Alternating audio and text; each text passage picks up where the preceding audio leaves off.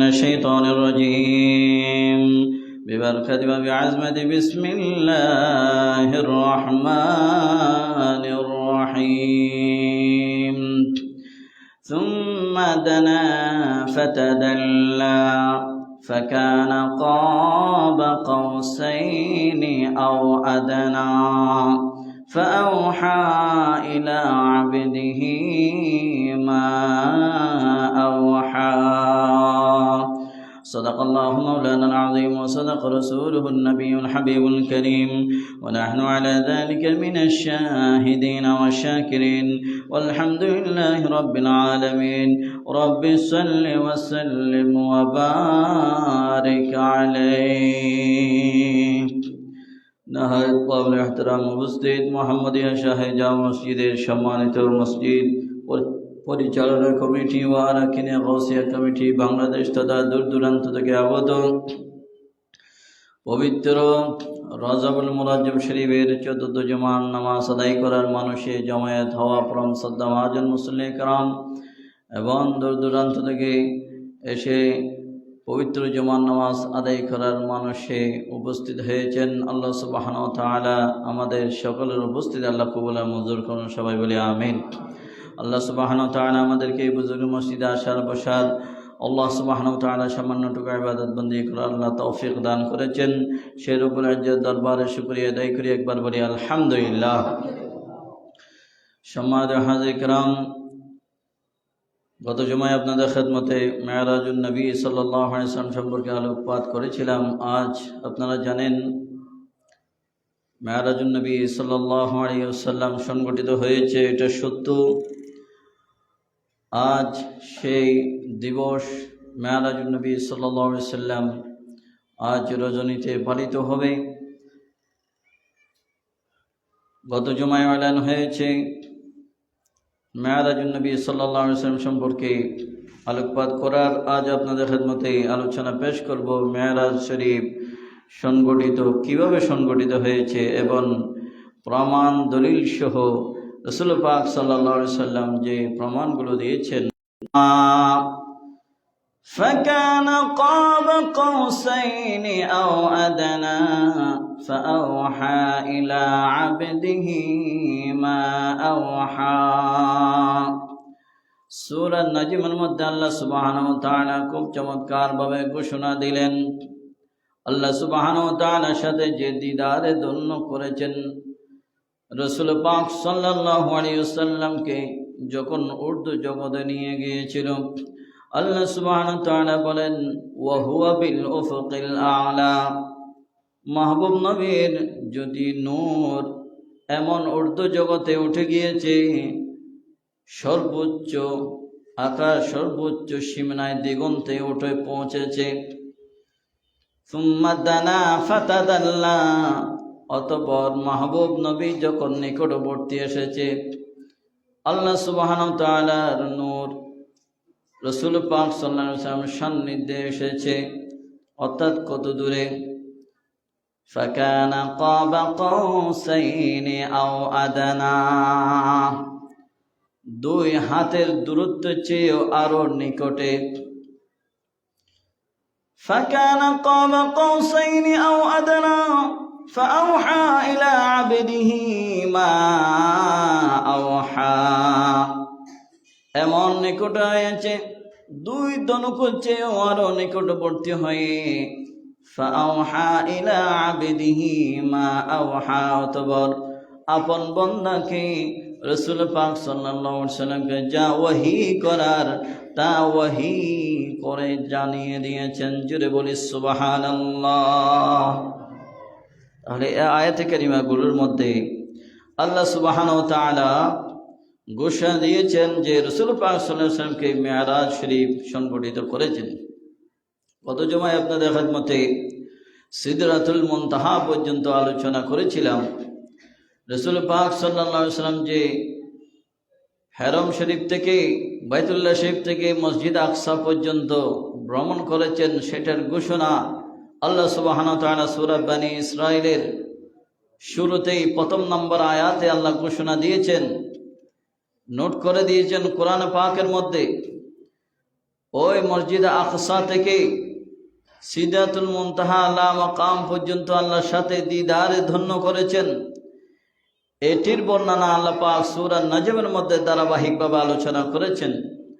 আমি যে আয়াতে কারিমাগুলো পাঠ করেছি সূরা নাজমের 7ম আয়াত থেকে 10ম আয়াত পর্যন্ত, এগুলোর মধ্যে আল্লাহ পাক যে উর্দু জগতে নিয়ে গিয়ে আরশ আজিম মাকামের মধ্যে নিয়ে গিয়ে আল্লাহর সাথে দিদার ধন্য করেছেন, এটির বর্ণনা আল্লাহ পাক কোরআন পাকের মধ্যে দিয়েছেন। তাহলে এখানে অস্বীকার করার কোনো সুযোগ নেই। মসজিদে আকসার মধ্যে নবীজি নামাজ আদায় করেছিলেন। সকল নবী রসুলগণ নবীজিকে সালাম আরজ করেছিলেন। একটু সালাম আরজ করি।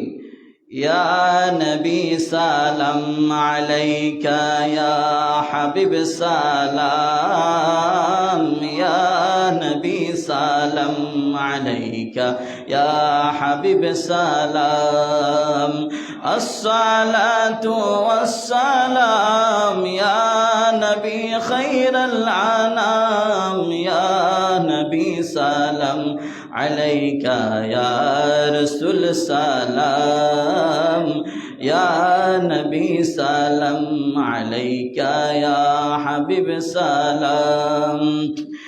মেরাজ রজনীতে আল্লাহ আপনি নবীকে দাওয়াত দিয়ে নিয়ে গেলেন আরশ পাকে।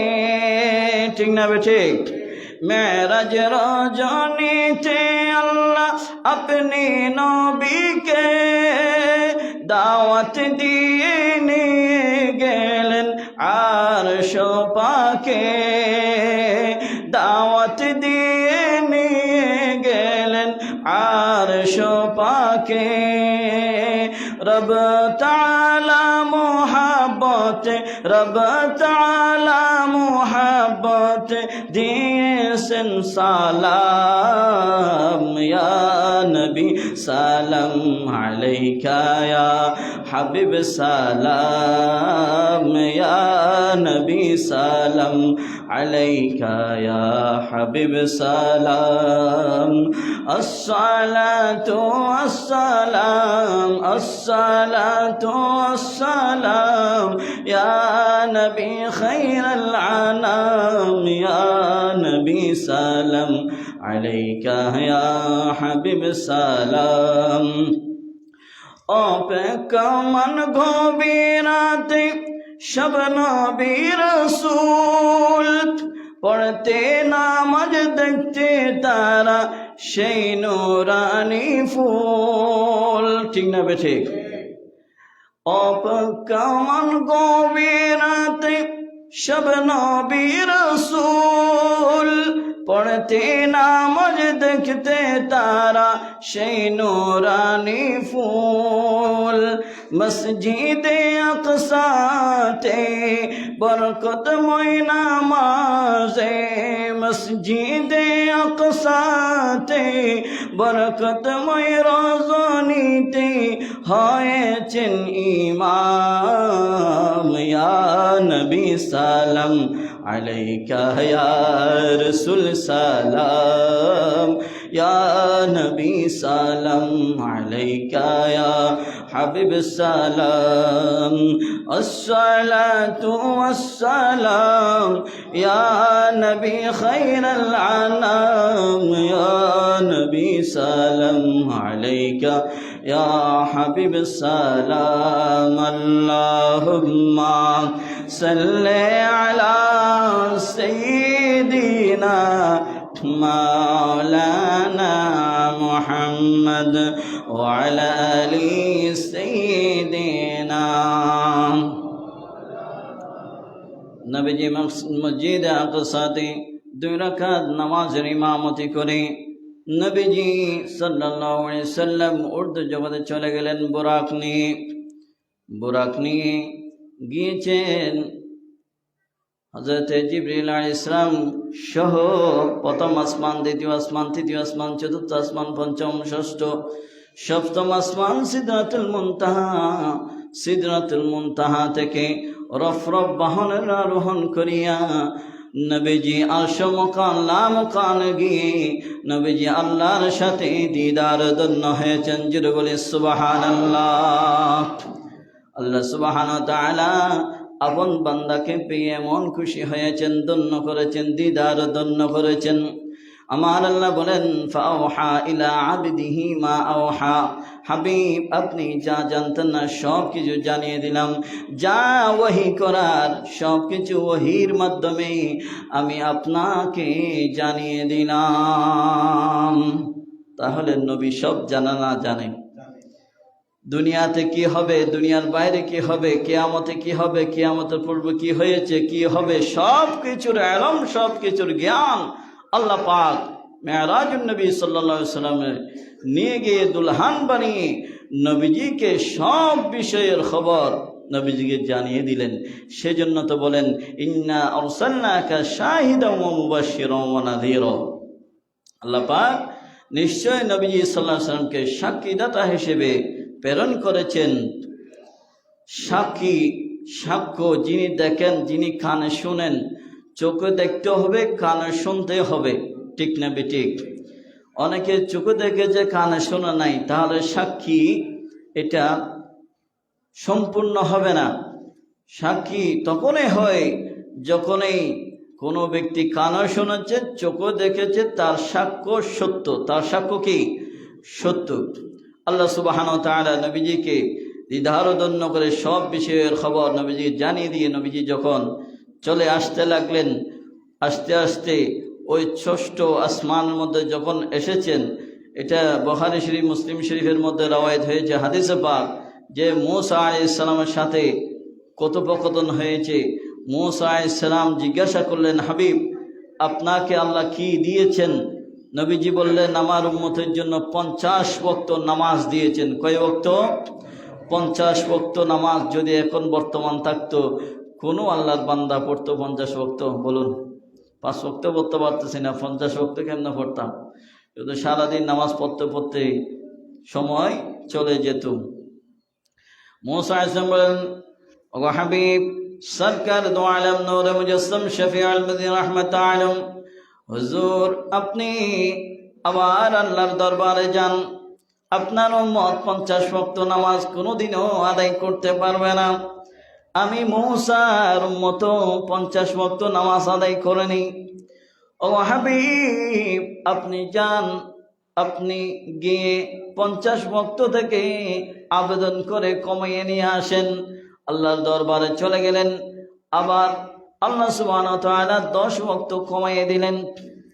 প্রথমে 5 ওয়াক্ত কমালেন, এরপর আসলেন, মূসার সঙ্গে কথোপকথন হয়েছে, আবার গিয়েছে, এভাবে 5 ওয়াক্ত করে 9 বার মূসা আলাইহিস সালামের সাথে সাক্ষাৎ হলেন। সর্বশেষ নভেম্বর যখন আল্লাহর দরবারে চলে গিয়েছেন, আল্লাহ বলেন আপনার উম্মতের জন্য আমি 45 ওয়াক্ত কমিয়ে দিয়েছি, 5 ওয়াক্ত নামাজ আপনার উম্মতের জন্য দিয়ে দিলাম। 5 ওয়াক্ত দিয়েছি, ঠিক আছে। মান জাআ বিল হাসানাতি ফালাহু 10 আমসালিহা। আমি যে 5 ওয়াক্ত দিয়েছি, 5 ওয়াক্ত যদি আপনার উম্মত যদি পড়ে, তাহলে 5 ওয়াক্তর সওয়াব আমি 5 ওয়াক্ত সওয়াব দিব না, আমি 5 ওয়াক্তের বিনিময়ে আমি 5 10 50 ওয়াক্তর সওয়াব আপনার উম্মতের আমলনামায় দান করব। रहमत आलम जिनी उम्मत सरकार, एके दिलेन अल्लाह मुदेर केमन उपहार, एके दिलेन अल्लाह मुदेर केमन उपहार। रहमत आलम जिनी उम्मत सरकार, रहमत आलम जिनी उम्मत सरकार। मेरा गगन नबी बुरा केटे चढ़े, 5 वक्त नमाज आनलेन उम्मतरी तोरे, ठीक ना? সেগুলো শায়ের বলতেছেন, মেরাজে গেলেন নবী বুরাকেতে চড়ে, 5 ওয়াক্ত নামাজ আনলেন উম্মতেরই তরে। নামাজ ছেড়ে দিলে বান্দা, নামাজ ছেড়ে দিলে বান্দা পাবে না তো চার। একে দিলেন কেমন উম্মত, একে দিলেন আল্লাহ মোদের কেমন উপহার। রহমত আলম যিনি উম্মত সরকার, রহমত আলম যিনি উম্মত সরকার। আল্লাহুম্মা সাল্লি আলা মাওলানা মুহাম্মদ ওয়া আলা আলি সাইয়্যিদিনা। এই 5 ওয়াক্ত নামাজ উম্মতের জন্য শ্রেষ্ঠ নিয়ামত। এই নামাজ কোত্থেকে পেলাম? মেরাজ শরীফের মধ্যেই আল্লাহ নবীজিকে উম্মতের জন্য উপহার দিয়ে দিলেন, ঠিক কিনা? কেন দিয়ে দিলেন জানেননি? আল্লাহ সুবহানাহু ওয়া তাআলা নবীজিকে মেরাজে নিয়ে ধন্য করেছেন, দুলহান বানিয়েছেন। আমার নবী বলেন, ওগো আল্লাহ, ও পরওয়ারদিগার রব্বুল আলামিন, আমি আপনার সাথে দিদার করব, আমি আপনার সাথে দিদার করে আমার প্রাণ শান্ত হয়েছে, কিন্তু আমার দিন মন খুশ হয়নি। আমি নবীজি আপনার সাথে দিদার ধন্য হয়েছি, কিন্তু আমার পেরেশানি রয়ে গিয়েছে। আমি আপনার দিদার ধন্য হলাম, কিন্তু আমার উম্মতগণ তো আপনার দিদার ধন্য হতে পারেনি। ওগো আল্লাহ, আপনার সাথে আমার উম্মতগণ দিদার করতে পারে মতো আপনি আমাকে এই মেরাজের মধ্যে উপহার দিয়ে দিন। আল্লাহ পাক সাথে সাথে নামাজ দিয়ে দিলেন। হাবিব, আপনাকে তো আমি দুলহান বানিয়ে নিয়ে এসেছি, আর আপনার মন খুশ হচ্ছেন না, আপনি উম্মতি করছেন। ও হাবিব শুনুন, আপনার উম্মত যদি নামাজ আদায় করে ওই সিজদার মধ্যে আমি আল্লাহর দিদার ধন্য হবে।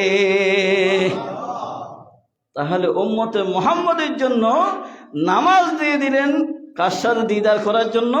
আল্লাহর সাথে। যে ব্যক্তি সঠিকভাবে যেভাবে নামাজ আদায় করতে হয় ওইভাবে যদি নামাজ আদায় করতে পেরেছে, ওই নেককার বান্দা আল্লাহর সাথে দিদার ধন্য হয়েছে। পূর্ব হয়েছে, বর্তমানও হচ্ছে, কিন্তু তারা গোপন রাখে। তারা কি রাখে? গোপন রাখে। মূসা আলাইহিস সালাম সাথে যে 9 বার দেখা হয়েছে, এখন মূসা আলাইহিস সালাম বললেন যে আপনি আল্লাহর কাছে গিয়েছেন 9 বার, আমি আপনাকে নামাজ কমানোর জন্য পাঠাইনি। মূল কারণ কি? নামাজ কমানোর জন্য পাঠাইনি। তো কিসের জন্য পাঠিয়েছ? আপনাকে পাঠালাম যে আমি রব্বুল আলামিনকে দেখার জন্য অনেক ইচ্ছা ছিল আমার, আল্লাহকে আমি দেখতে চেয়েছিলাম। আল্লাহ বলেন, রব্বি আরিনি, ওগো আল্লাহ আমি আপনাকে দেখব। আল্লাহ সুবহানাহু ওয়া তাআলা বললেন মূসা আলাইহিস সালামকে, তুমি যদি আমাকে দেখতে চাও তাহলে ওই তুর পাহাড়ের দিকে তাকাও। আমার 70,000 নূরের পর্দা থেকে। আরেকটা আয়াতের মধ্যে এভাবে এসেছে, আল্লাহ সুবহানাহু ওয়া তাআলা এক জররা নূর, এক জররা বলা হয় একটা বালিকে 70 ভাগ করলে 1 ভাগ হয় 1 জররা। 1 জররা নূর আল্লাহ পাক তুর পাহাড়ের মধ্যে নিক্ষেপ করলেন। মূসা আলাইহিস সালাম বললেন, আল্লাহ মূসা আলাইহিস সালামকে বললেন, এ মূসা, তুমি যদি তুর পাহাড়ের দিকে তাকিয়ে যদি তুমি দাঁড়িয়ে থাকতে পারো তাহলে তুমি মূসা আমাকে দেখতে পাবে। আর যদি আমার এই নূর তুর পাহাড়ের মধ্যে পড়বে, আর তুমি যদি স্থির থাকতে না পারো তাহলে আমাকে দেখতে পারবে না। তো আল্লাহ সুবহানাহু ওয়া তাআলা এক জররা নূর তুর পাহাড়ের মধ্যে নিক্ষেপ করলেন। মূসা আলাইহিস সাথে সাথে এই নূরের তাজাল্লিতে বেহুশ হয়ে গেলেন। জোরে বলুন সুবহানাল্লাহ। আল্লাহ পাক বলেন, নগো আল্লাহ আর দেখতে চাইব না। তো মূসা আলাইহিস সালাম আমার রাসূল পাক সাল্লাল্লাহু আলাইহি ওয়াসাল্লামকে বললেন, আমি যে আল্লাহকে দেখতে চেয়েছিলাম আমার দেখার সৌভাগ্য হয়নি, আপনাকে পাঠিয়েছে এই জন্য আপনি তো আল্লাহর সাথে দিদার করেছেন।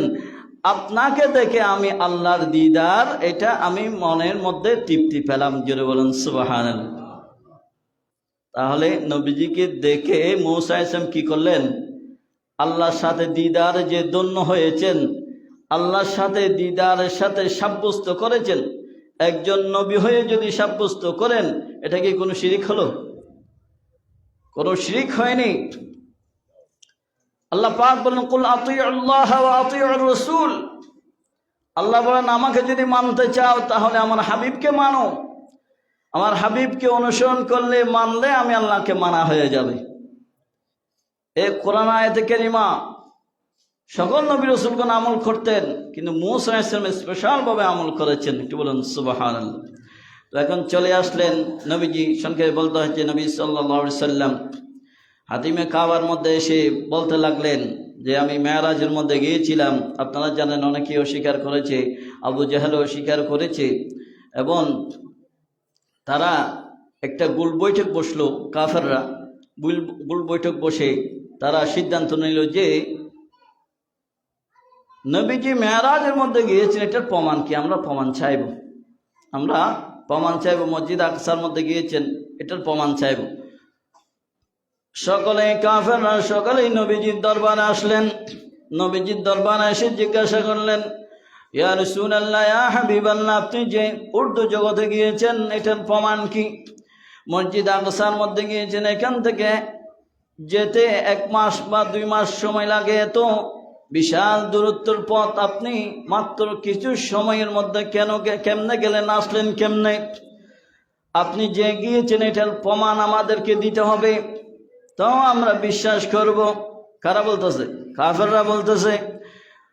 আমার নবীজিকে জিজ্ঞাসা করলেন, ইয়া রাসূলুল্লাহ, ইয়া হাবিবাল্লাহ, আপনি যে মসজিদ আকসার মধ্যে গিয়েছেন, ওই মসজিদ আকসার মধ্যে কয়টি ফ্যান রয়েছে, কয়টি ফাঁকা রয়েছে, কয়টি দেওয়াল, কয়টি জানালা, কয়টি দরজা রয়েছে, এগুলো আমাদেরকে বলুন। আমি যদি ঢাকা বাইতুল মুকাররমের মধ্যে গিয়ে যদি নামাজ আদায় করি বা কোনো একটা সফরের মধ্যে যাই, আপনি যদি এসে বললেন, হুজুর আপনি তো বাইতুল মুকাররমের মধ্যে গিয়েছেন, ওইখানে দরজা জানালা কয়টি আছে, ফ্যান কয়টি আছে, আমি বলতে পারবো? আমি বলতে পারবো না। তো আল্লাহ নবী রাসূল পাক সাল্লাল্লাহু আলাইহি ওয়াসাল্লামকে আল্লাহ হাদিস পাকের মধ্যে এসেছে, وقال رسول الله صلى الله صلى الله عليه وسلم لقد رأيتني في الحجر وقريش تسألني عن مصرايا وسألتني عن أشياء من بيت المقدس لم أثبتها فقربت قربة ما قربت مثله قط। মসজিদ আকসা নবীজির সামনে এরকম তুলে ধরেছেন আল্লাহ পাক। সুবহানাল্লাহ। মসজিদ আকসা মসজিদ আকসা নবীজির সামনে তুলে ধরেছেন। নবীজি দেখে দেখে কয়টি ফ্যান আছে, কয়টি জানালা আছে, কয়টি দরজা আছে, তাদের প্রশ্নের জবাব, সওয়ালের উত্তর 1 মুহূর্তে দিয়ে দিলেন। জোরে বলুন সুবহানাল্লাহ। তারা বললো এটা জাদু ছাড়া আর কিছু নয়। তারা অস্বীকার করলো, তারপরও অস্বীকার করলো। হাদিসে পাকের মধ্যে এসেছে। এরপর আরো প্রমাণ চাইলেন। আচ্ছা আপনি গিয়েছেন, আমাদের তো অনেক কাফেলা, অনেক ব্যবসায়ী বণিকরা গিয়েছে, তখন সিরিয়ার মধ্যে যেত ব্যবসা বাণিজ্য করার জন্য, মসজিদ আকসার আশেপাশে যেত অনেক ব্যবসায়ী। তো আপনি যে গিয়েছেন, আমাদের তো অনেক কাফেলা গিয়েছে, আপনার সাথে কোনো কারোর সাক্ষাৎ হয়েছে? হ্যাঁ, নবীজি বললেন আমার সাথে 3টি কাফেলার সাক্ষাৎ হয়েছে। তো বলুন এই কাফেলাগুলো কিরকম, বা এগুলোর একটা আপনি উদাহরণ দিন, কিভাবে দেখেছেন? প্রথম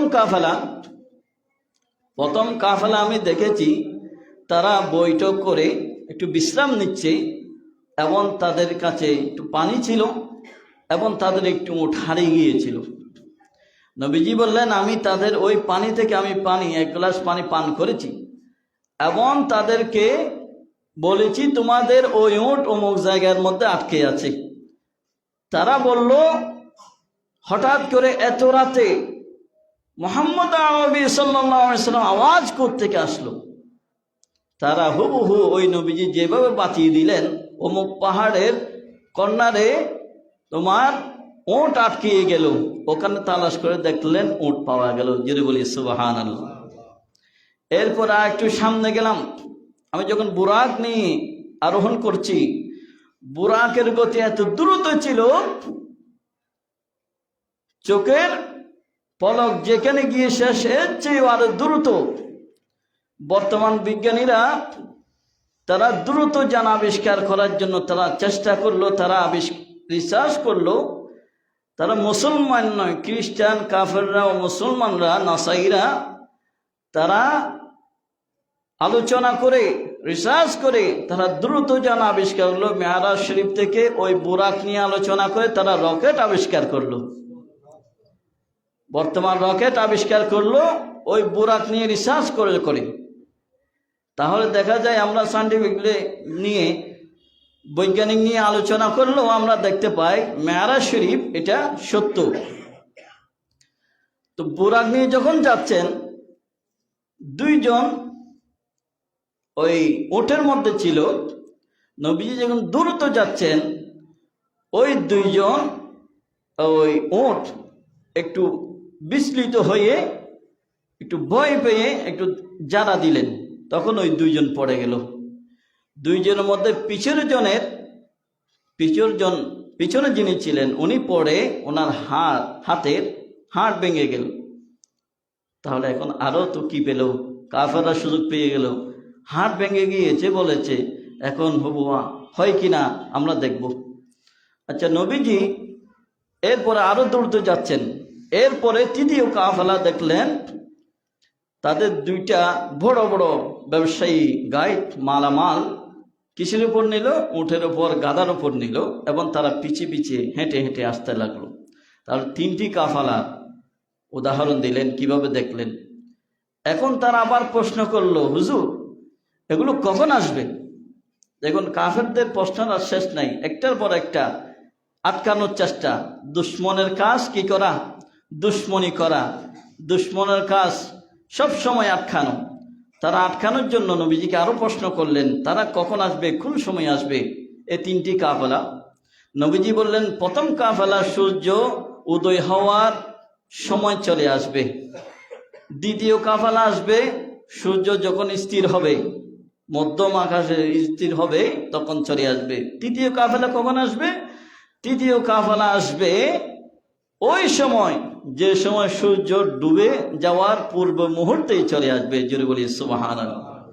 এখন সুযোগ পেয়ে গেল, তারা একটা উপত্যকায় উঠে তারা কি করলো, দেখতে লাগলো আসতেছে কিনা, হুজুরের এই কথা সত্য কিনা।